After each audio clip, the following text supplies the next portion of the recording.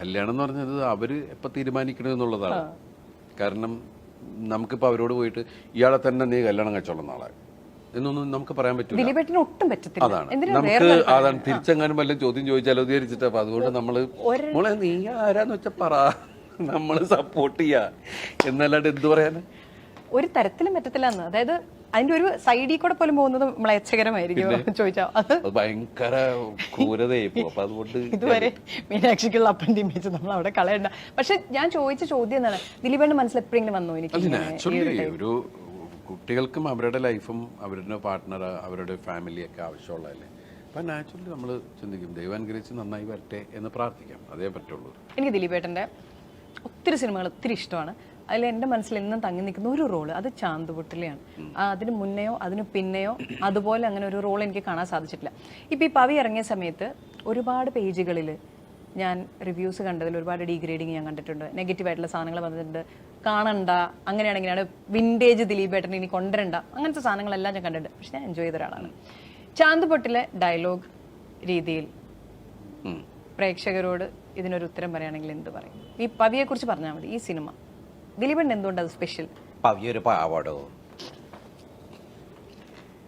ഒരു ശരിക്കും പറഞ്ഞിട്ടുണ്ടെങ്കിൽ ഒരു 10-18 വർഷം ഗൾഫിലൊക്കെ ഉണ്ടായിരുന്ന ആളല്ലേ. അയാൾക്കുണ്ടാവില്ലേ മോഹങ്ങള്? അയാൾക്കൊന്നൊരു ജീവിതമല്ലേ പെൺകുട്ടി. പക്ഷെ ആരാന്നറിയില്ലടോ. ഇയാളുടെ ജീവിതം എന്ന് പറഞ്ഞാൽ മാങ്ങ പറയും ചെളിക്കുത്തെ, മാങ്ങ പറയും ചെളിക്കുത്തെ. ഇതന്നെ. ഞാൻ ഒട്ടും അത്രയും പെട്ടെന്ന് ഇത് വരുമെന്ന് ഓർത്തില്ല.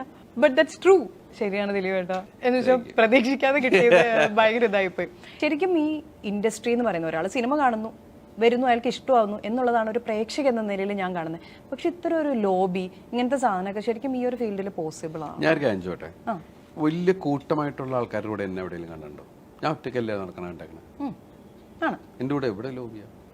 ഞാൻ എന്ത് കാര്യത്തിനും നാദർശക്ക് ഞാൻ അപൂർവമായിട്ടൊക്കെയാണ് ഒരുമിച്ച് യാത്ര ചെയ്യുന്നത്. ഇൻഡസ്ട്രിയുടെ കാര്യത്തിന് വേണ്ടിയിട്ട് മാത്രമേ ഞാൻ സിനിമയുടെ നല്ലതിന് വേണ്ടിയിട്ട് അങ്ങോട്ടും ഇങ്ങോട്ടും പോയിട്ടുള്ളൂ.